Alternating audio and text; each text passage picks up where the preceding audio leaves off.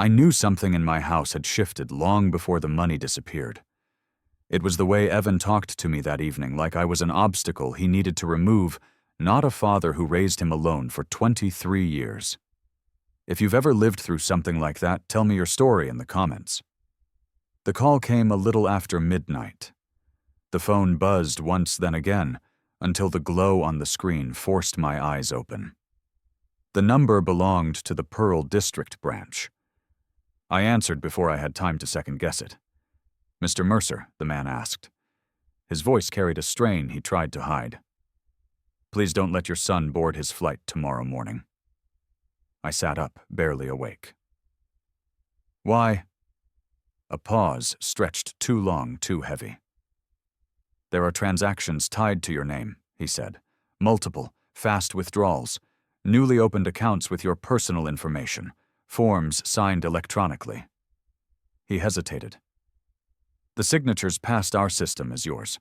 My breath steadied with effort. When did this start? About 48 hours ago. But the amounts escalated tonight. Paper rustled on his end. There's also a purchased ticket to San Jose. Early morning. Non-refundable. If he reaches that circle down there, the activity will follow you, not him. I pressed my palm to my forehead. "Are we talking stolen funds or fraud, sir?" he said. "And possibly identity misuse." Another pause. I'm not supposed to call outside business hours, but the pattern frightened me.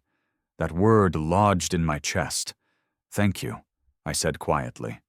After the call ended, the room seemed to contract around me. Evan restless. Evan insisting he was close to something big. Evan testing boundaries I kept pretending weren't eroding. I'd told myself it was immaturity. Hearing about forged documents under my name stripped away every excuse. Lying back down didn't help. My thoughts kept circling the same truth. Whatever line he crossed, he kept walking. I swung my legs off the bed without deciding to. A jacket ended up in my hands. Keys followed. The movement was automatic, like muscle memory responding before the rest of me caught up. Traffic was light, but the banking app on my phone lit up like an alarm board. Unauthorized transfers. Accounts I didn't recognize. Balances dropping in places I'd trusted for years. Every screen made one thing clearer. Evan had gone deeper than the first call suggested. By the time the bank opened, I was already waiting. The manager pulled me into her office and spoke with a careful professionalism that didn't soften the blow. "Mr. Mercer, the access came from an old authorization your son still had. It was never revoked." I stared at the transaction list. "And he used it for this." Her hesitation gave the answer before her words did. "Some of these withdrawals were routed through digital wallets flagged for fraud monitoring. Our compliance team considers them high risk."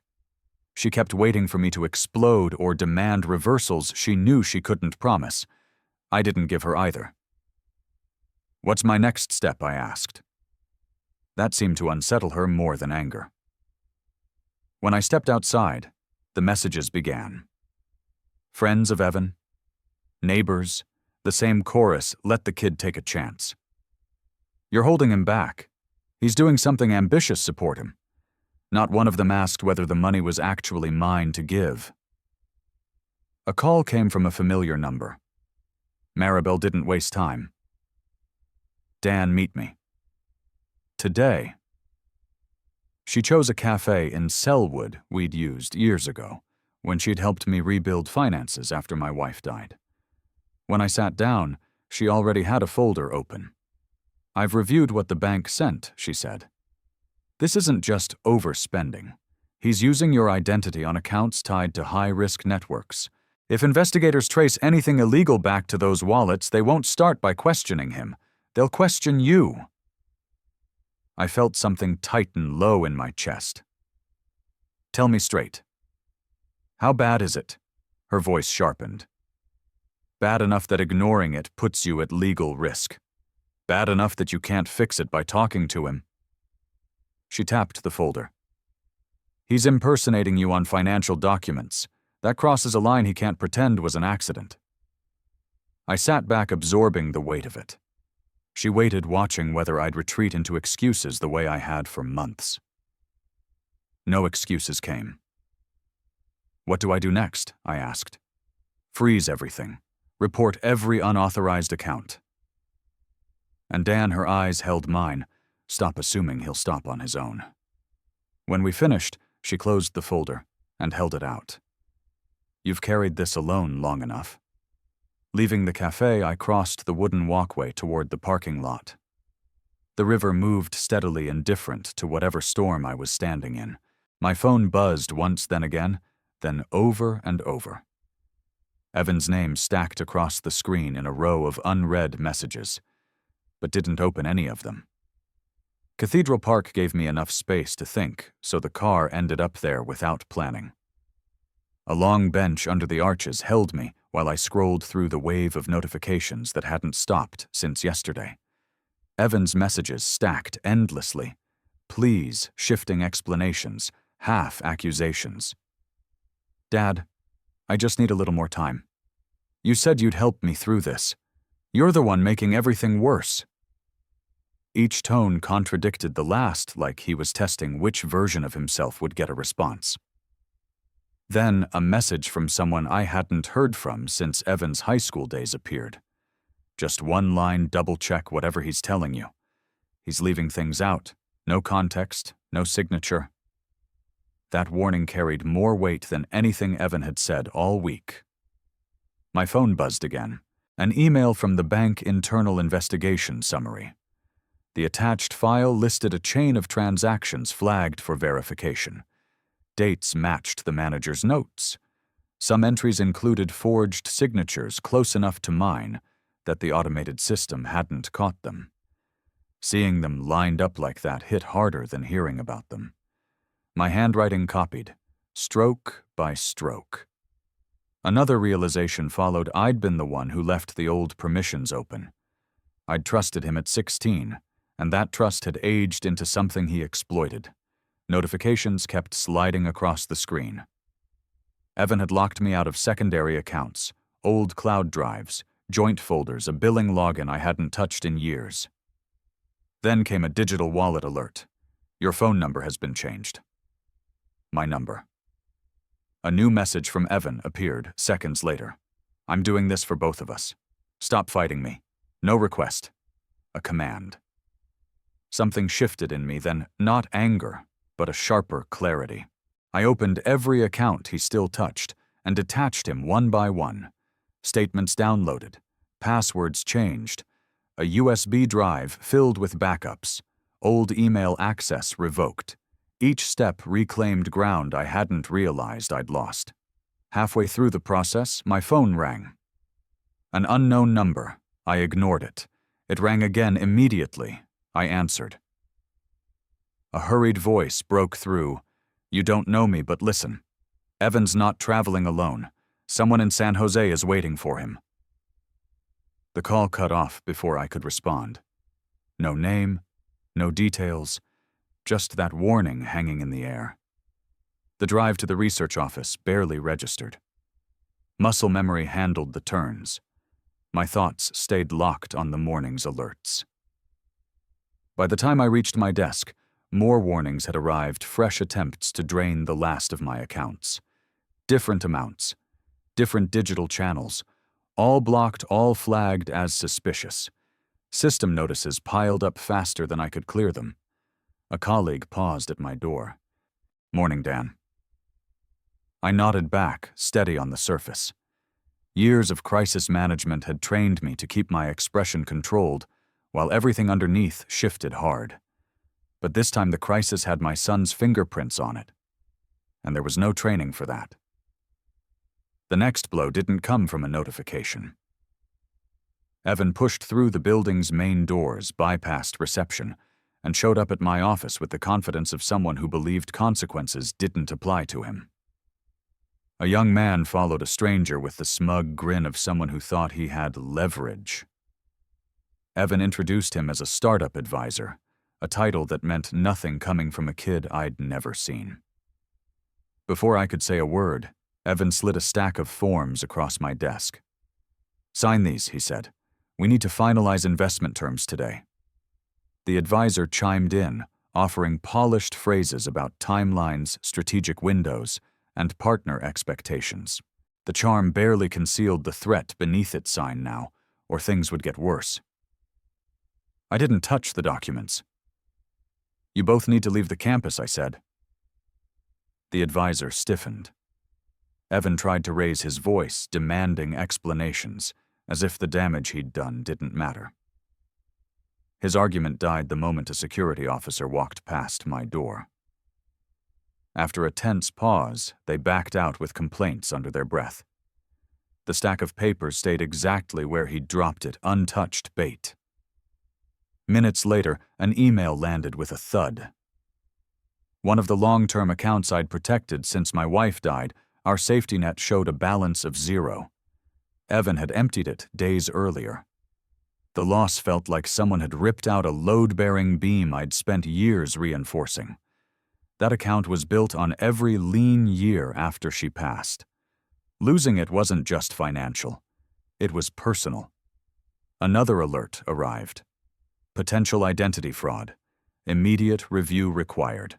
The system flagged Evan's earlier transactions as potential laundering attempts. That wasn't carelessness. That was exposure. My name, my credit, my reputation pulled straight into someone else's recklessness. A colleague stepped into my doorway to ask about a deadline, then stopped mid-sentence. "You look off. You need anything?" He meant well, but that simple question made the damage feel fully public. The mess had bled beyond family. It was now tugging at the life I'd built after my wife died, the only version of stability Evan ever had. After he left the office, air felt weighted. A framed photo of my wife sat in the corner of the desk. She never liked being displayed, but I'd kept it there anyway. Looking at it didn't settle me. It sharpened everything. She'd carried the brunt of our early struggles. I had carried the rest after she was gone. Evan had just wiped out the piece of that effort meant to protect us both. No more waiting for him to come to his senses. Hope had turned into a liability. Action had to replace it. I rose from the chair with a steadiness I hadn't felt in months. Something in me hardened, nothing cruel, just decisive. A man who'd been negotiating with denial, finally choosing the truth. My phone buzzed as I stepped into the hall. Evan's flight reminder lit up the screen, boarding at 7:15 a.m., less than a day before he slipped out of reach. The next move wasn't dramatic, just my thumb tapping the screen as I headed for the exit. The elevator doors closed behind me as I stepped into the law office. Daniel Hart, my attorney for a decade, met me with a level gaze that signaled trouble. He'd guided me through estate work after my wife died, a man who never dramatized or sugarcoated. He opened the files I'd sent. "Daniel," he said, "these aren't small mistakes. These are coordinated actions tied directly to your name." He walked through each point: unauthorized withdrawals, forged digital signatures, accounts created with my identity but controlled elsewhere, funds routed through wallets linked to fraud networks.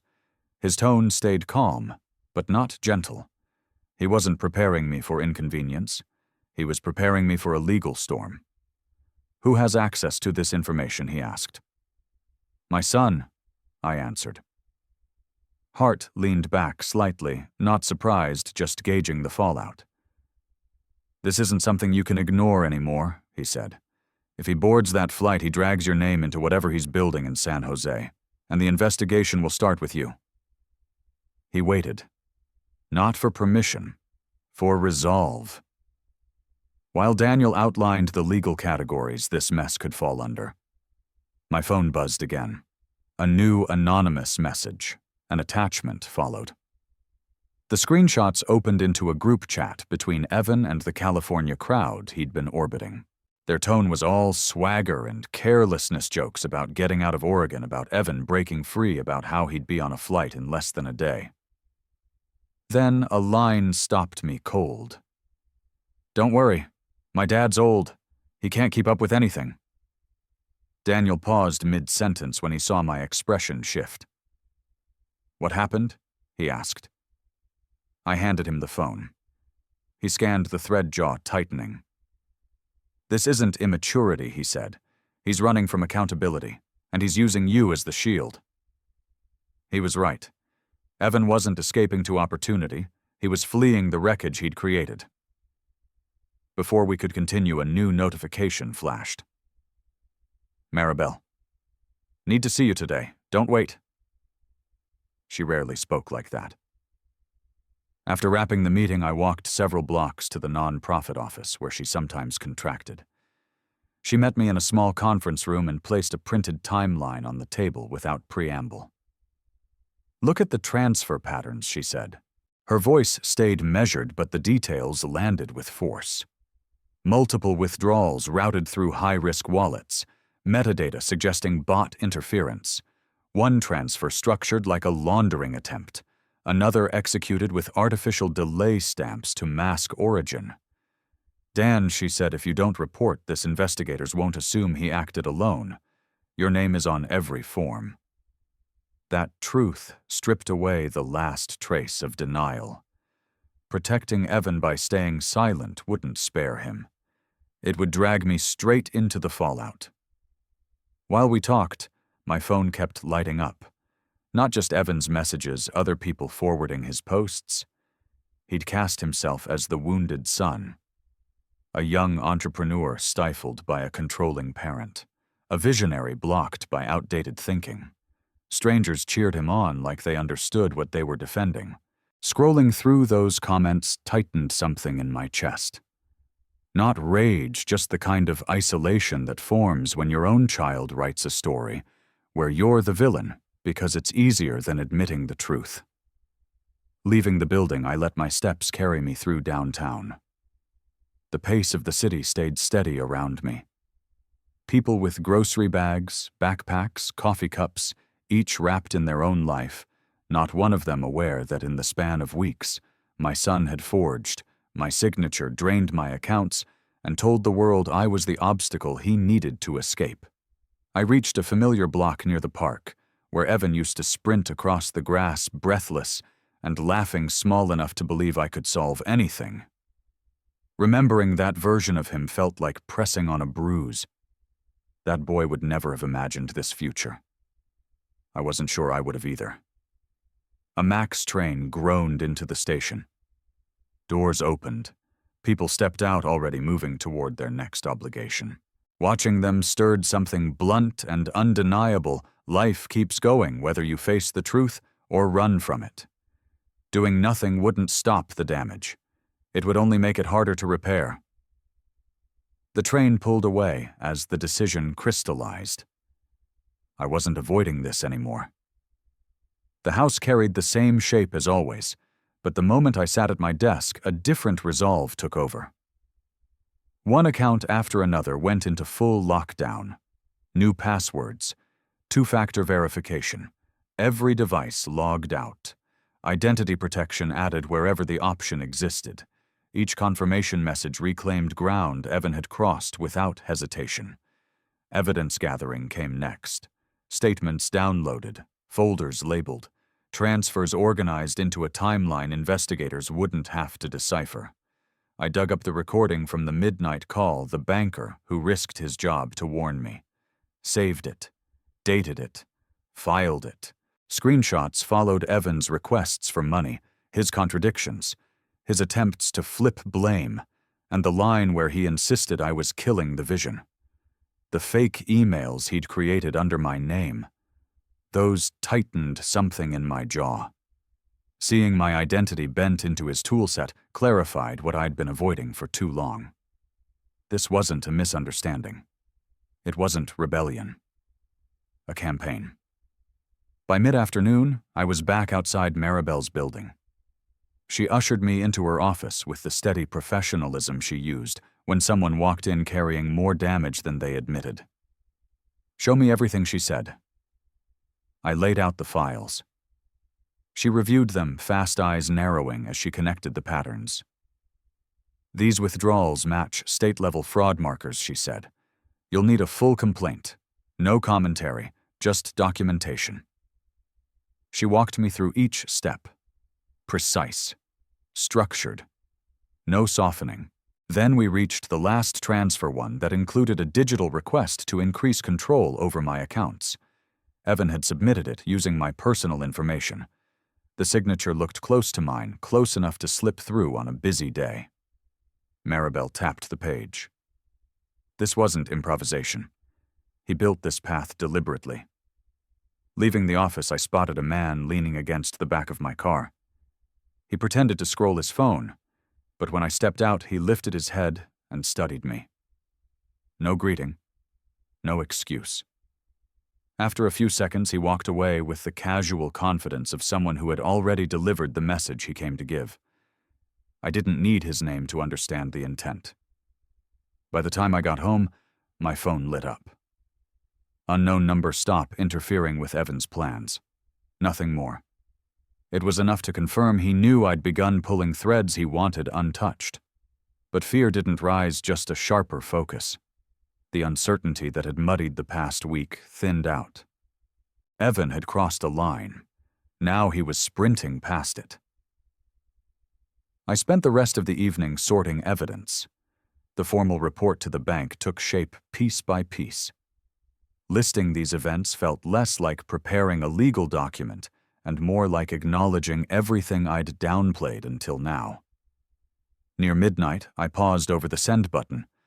Not out of hesitation, just strategy.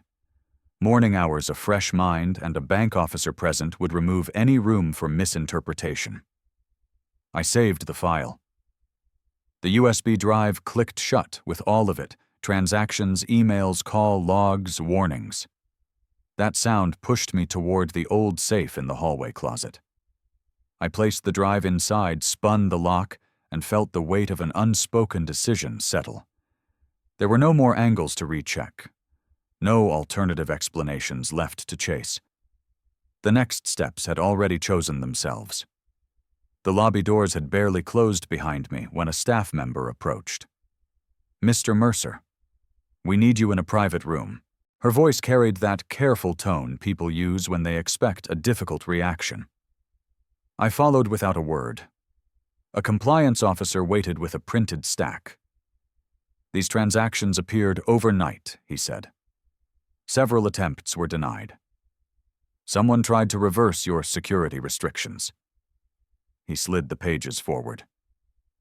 Timestamps stacked one after another, withdrawals Evan had attempted long after I'd locked everything down. He had spent the night trying to break through every safeguard. Before I could respond, my phone vibrated. An email from HR at the Research Institute, immediate explanation required. Payroll profile flagged for suspicious activity. Formal review pending. For years, I'd kept my job separate from family upheaval. Now the two worlds collided because my son had turned my identity into a lever. The compliance officer waited for a reaction. I didn't give him one. Another vibration. Then a call. A relative who rarely reached out unless prodded launched straight into her verdict. "Evan says you're sabotaging him. He says you refuse to help. He says you're killing his future because you're afraid of losing control." She didn't ask what was true. She didn't stop long enough for me to challenge a single word. "You need to learn to trust your own son," she snapped, then hung up. The line went dead. The echo of her blame stayed. Pressure tightened from every direction, legal trouble in motion, my job raising questions and family leaning on the version of events Evan fed them. Before I could process the call, another alert appeared. Evan had checked in early for his flight. He was rushing to get out of Oregon before anything stopped him. The compliance officer slid a new document across the table. "Your son contacted us an hour ago," he said. "He claimed you authorized his full access years back. He asked us to reopen the accounts." A scanned form followed. My signature, or a near-perfect imitation of it. Something settled in me, a shift with no theatrics, just resolve sharpening into shape. I pulled the USB from my coat pocket and placed it on the desk. "Everything you need is on there," I said. The manager opened the files. Her expression changed with each new item: forged forms, mismatched IP logs, screenshots, timestamps. She called another staff member, her tone clipped and decisive, now that the scale was undeniable. I stepped into the hallway long enough to make the next call. Airport security at PDX answered on the third ring. "I need to report potential identity fraud involving a passenger named Evan Mercer," I said. "He's using credentials tied to my information." They took the details, cross-checked his itinerary, and assured me they would intervene immediately. Minutes dragged, but not aimlessly. A staff member returned with the update I'd been waiting for. "They stopped him at the checkpoint," he said. "He's being questioned now. No shouting. No spectacle. Just a halt, the first real barrier he hadn't managed to slip past." A few minutes later, my phone chimed. "Accounts restored, all access secured." The message wasn't dramatic, but it landed like a door finally shutting on a long, slanting hallway. Daniel greeted me with a stack of forms, already arranged in a line, flags, tabs, signature boxes prepared.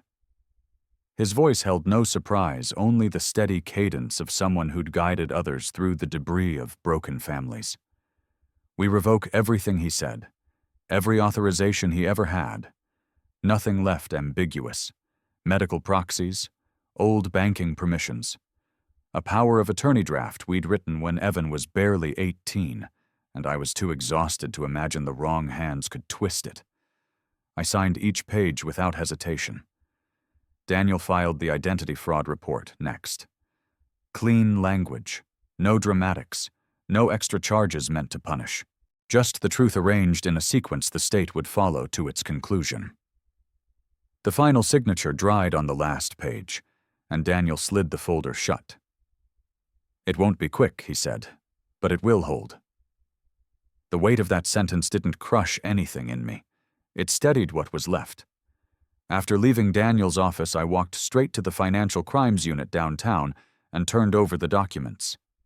They scanned everything, asked their questions, and logged the case with the efficiency of people who handle collapses like mine daily. When the officer thanked me for coming forward, the line carried no surprise. It was the kind of gratitude spoken to someone who has finally admitted the truth out loud. By the end of the week, every access Evan once held was shut down. Accounts he'd siphoned from went dark. Funds he'd leaned on vanished from his reach. Whatever investment circle he'd been chasing stopped picking up his calls the moment they realized he couldn't produce the money he'd promised. One of his friends sent me a short message. "He needs space. Let him figure this out." That tone is the language of people slipping out the back door. Work sent a final notice, clearing my record. Their internal review found no fault on my end. Relief didn't hit immediately, only later, when I understood how close Evan's choices had come to contaminating the one part of my life that still felt solid. Moving out of the house was easier than I expected. Loss had already emptied half the rooms long before I boxed them up. A small apartment in northeast Portland offered enough room to breathe without reminding me of what I'd failed to save. A new routine followed almost on its own. Maribel connected me with a non-profit repairing mobile water filtration units. The work wasn't glamorous, but it was honest. Tools, parts, volunteers, clear outcomes. Nobody checking over my shoulder. Nobody assuming incompetence because of my age. The simplicity of it felt like returning to steady ground. Messages from Evan came in waves. Apologies, accusations, bargaining. Then a long thread insisting I'd destroyed his future. None of it received a reply. Silence wasn't punishment. It was boundary. A boundary I should have set years earlier, back when he first learned how to weaponize my concern. Eventually, word reached me that state investigators had requested interviews with him. The forged signatures, the transfers, the failed airport stunt, they all pointed back to him, with a clarity he couldn't outrun. His support network collapsed in the same order it had been built, fast, loud, and leaving him standing alone. Watching it unfold didn't bring revenge or triumph. It brought something closer to accuracy. The story was simply landing where it should. One night after finishing a repair project that left my shoulders aching in a good way, I stepped onto the narrow balcony. The city moved steadily below cars, easing through lights, someone laughing near the bus stop, a delivery truck turning onto a side street. Nothing demanded my attention. Nothing threatened to spill into my life.